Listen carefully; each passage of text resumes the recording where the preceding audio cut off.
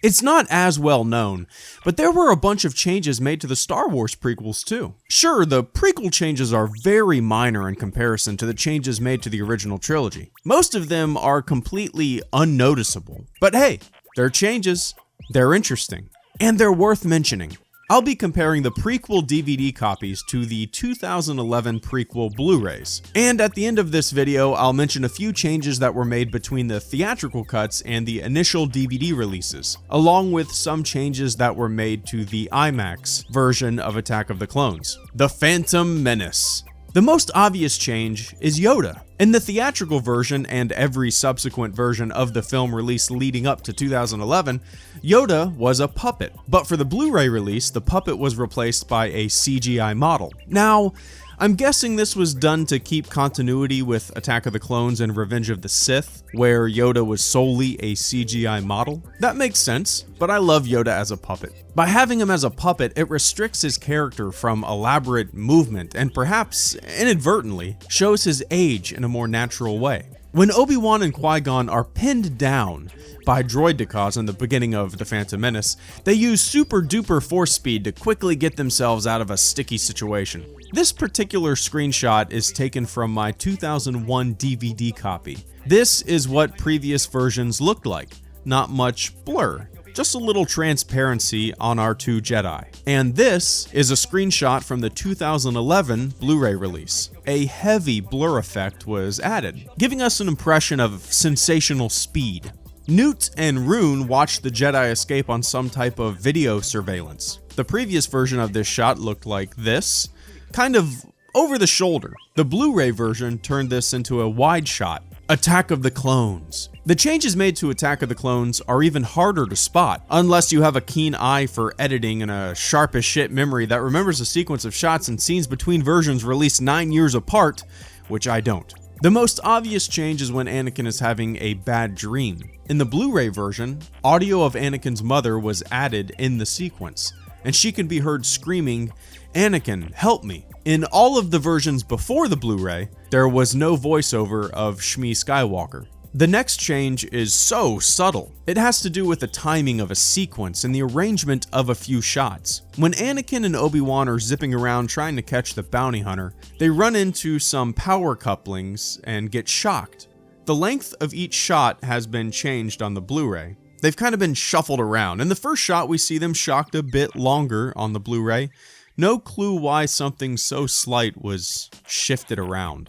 This change also has to do with moving shots around. When Dooku tries to drop the pillar onto Obi-Wan and Anakin, Yoda saves them and then Dooku escapes.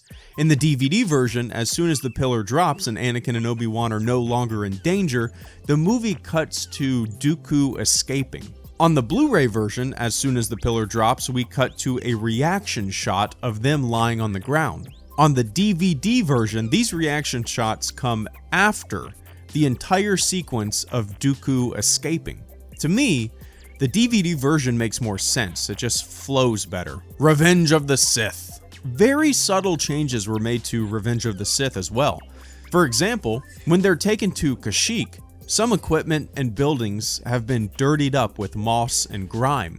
This change is very small, but it does add an element of that classic used and abused Star Wars universe that we all love. It's easy to spot on top of the building and on the bottom of the building, as well as the metal thingamajig that seems to be hanging down on the right side of the screen. Another change has to do with audio.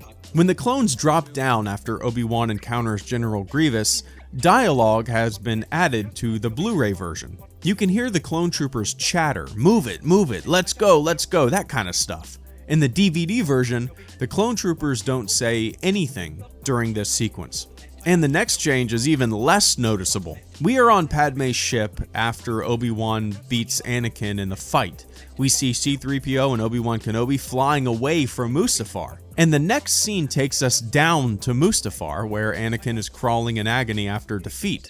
On the Blu-ray version, the screen wipes. That's the transition, it's a wipe. On the DVD version, this transition is a straight cut. So on the Blu-ray it wipes, and on the DVD version it's a straight cut. It's interesting.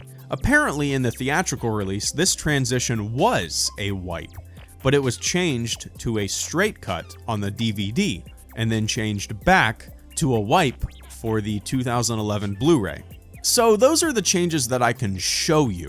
The next changes, I can't, because I don't have a copy of the theatrical released film reel or an IMAX theater in my house. Attack of the Clones, IMAX. Due to technical limitations restricting the size of the IMAX film reel at the time, a lot of the IMAX release of Attack of the Clones had to be cut out. In fact, the runtime of the IMAX version was 22 minutes shorter than the version that we all pretty much know. So instead of being 2 hours and 22 minutes, it was chopped down to just 2 hours. The following is a list of everything that was cut out. All of Bail Organa's lines are removed. Anakin riding on the big fat round animal thingy. Dooku talking to Obi-Wan while he's imprisoned on Geonosis.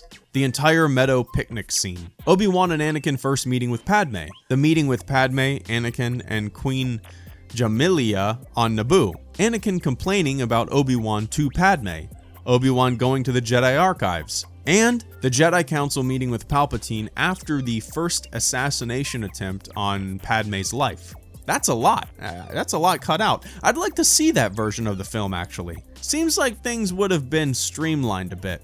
Now let's look at the changes made to the 2001 DVD release of The Phantom Menace opposed to the theatrical release. In the theatrical version, Sebulba's subtitles say, "You won't walk away from this one, Skywalker." On the DVD version, Skywalker has been removed from the subtitles.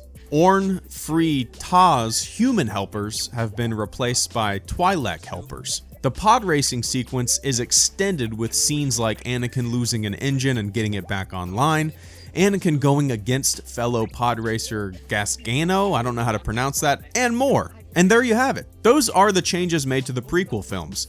Of course, there were also changes made to the brightness, clarity, color saturation, and desaturation, that kind of stuff. But the changes that I've listed are the major stuff, and they're not really that major, they're very minor. They're things that are easily missed and pretty inconsequential. I just find it all so damn interesting.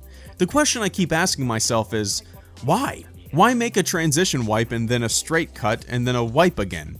Why? Why widen a single shot of zero importance? Why shuffle around a few shots? I don't know. I don't know if there is an answer to why. I don't think we'll ever know. Hello Greedo, out.